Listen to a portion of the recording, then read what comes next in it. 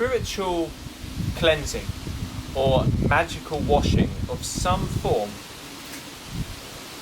using water exists in almost every tradition or religion from time immemorial. Whether it be the yogis washing in the Ganges, the ancient Egyptians building a sacred lake for the pharaoh and the priests, Oriental masters standing under a waterfall, or Christians performing a ritual of rebirth and cleansing with their holy water. Even amongst the normal everyday people, there are stories of healing wells or sacred lakes which can be sought out to take away your illness or your sins. The reason for this universal endorsement across time is because this technique is extremely powerful and easy to perform, and most people who undertake it will be surprised by its effectiveness. It has a very different feel to our other exercises because in this exercise the water does the work for us. It's magnetic. So during our concentration exercises we firmly impose a state of mind upon our consciousness. So if we're concentrating or contemplating one subject, we need to be a bit forceful to make sure there are no disturbances. When we practice the vital force breathing, we willfully and ambitiously draw in the force with every breath.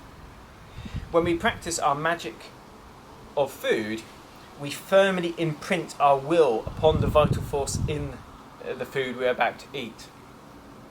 It's very different with the magic of water. The water itself has a magnetic quality which will draw out energy, and it tends to draw out the negativities. And that's because vices, imbalances, anything foreign, anything not in harmony tends to be loose. It's not integrated. So when you touch the water, it just takes letting go for it to completely absorb what you would like to get rid of. Now the water should be cool because its magnetic quality is increased by coolness. So when you're taking your shower or having your bath, make sure the water is cool enough to be refreshing, maybe even bracing, but not cold enough that it distracts you from the ability to release what you need to let go of. This will hamper your progress. Now there is another exercise when you are testing yourself against cold, but this is far later on. It's a different exercise. Here we're aiming to cleanse ourselves and let go of influences which are not positive for what we're trying to do. So, the exercise consists of a letting go of things. To begin with, when you put yourself in contact with the water, whether it be flowing over your skin or whether you be immersed in the cool, cleansing influence, you'll need to visualize. Visualize everything you would like to leave, everything that you no longer need.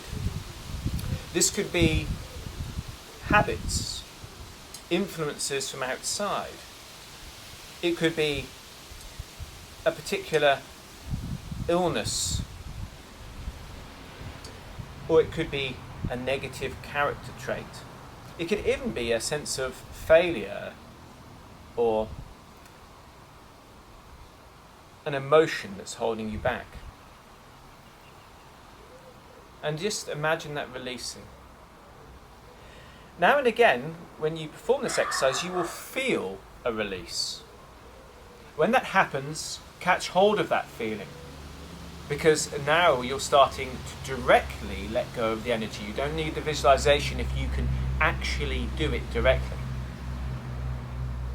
And then the exercise takes on a new level of power. If you're working on a particular virtue, be sure to imagine the opposite while you wash. But don't use this as a pure focus. Hop from one area of banishing to another like a bird from branch to branch. Each time you touch upon a subject or something you'd like to release, just let it go and move on to the next one, with a firm confidence that the water will hold this force for you. This purification will sometimes bring around certain feelings, and these feelings mean something. Sometimes you'll get to a point where you feel the water can't take anything more, and it does have a limit. So immediately replace the water, because you'll be wasting your time trying to load it with anything else. It's the battery's full. Sometimes you may also feel a sense that the water afterwards is something you don't want near you. This is a clear sign of success. You have transferred what you would like to get rid of into the water. So dry your hands on your own towel and make sure no one comes into contact with the water. There are also times when there's a very strong sense of release. If afterwards, after a strong cleansing, like a blockage has moved, you feel a sense of loss, it's probably a bad habit or an addiction of some type that you received pleasure from, which is now gone. And this is a good sign, but look out for what you've let go of. If there's a sense of energetic release, a sense of happiness, then it's probably a vice that's been using up your energy, a blockage in the way that you've been having to work against. Sometimes during the washing, you might get an urge to make gestures. You might want to rub your skin. Some people want to blow into the water, or they want to splash themselves. This is a sign that you've found that the negativity isn't moving like it should, and it's an area that perhaps does need a bit more attention, or you need to let go more.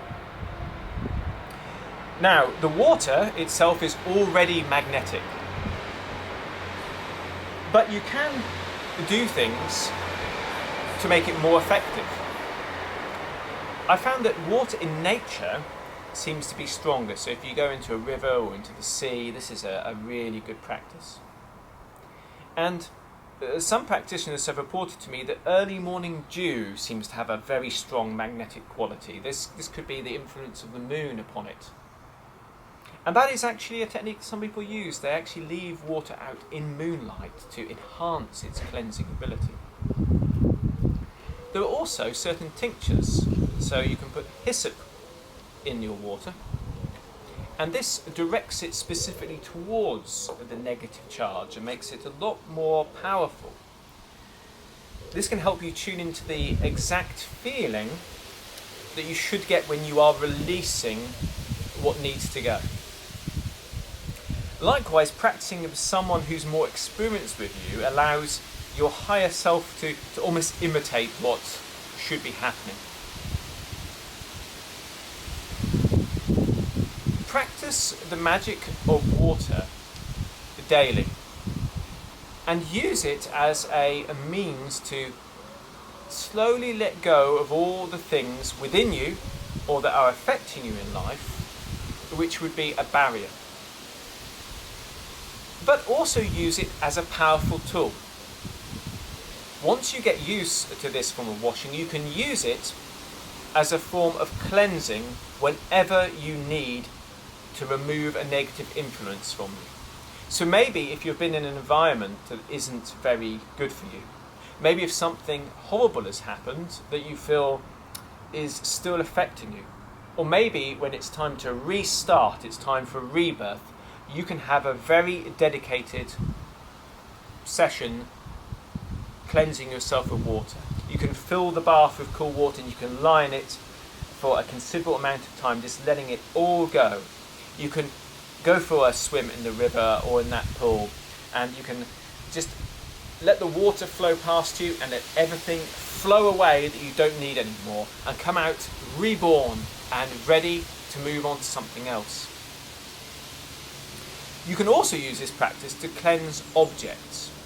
So if there's something that may have an influence upon it you don't like, putting it in this water, especially if it's been in the contact with a moonlight or it's got the herbs, you can take that object through the same cleansing process as you've taken yourself. This is an exercise which is very intuitive. So I've mentioned many different things you might feel that could give you an indication of what's happening during the magic washing. But you must look out for your own. Allow yourself to tune in to that sense of release or otherwise, and really be guided by that.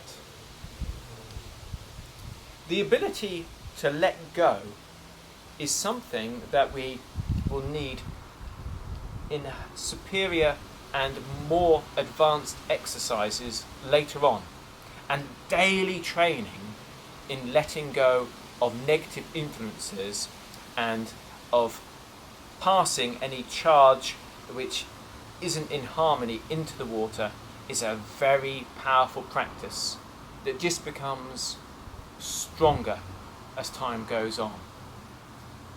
Make sure that you give this practice the dedication that it deserves, and it will reward you tenfold.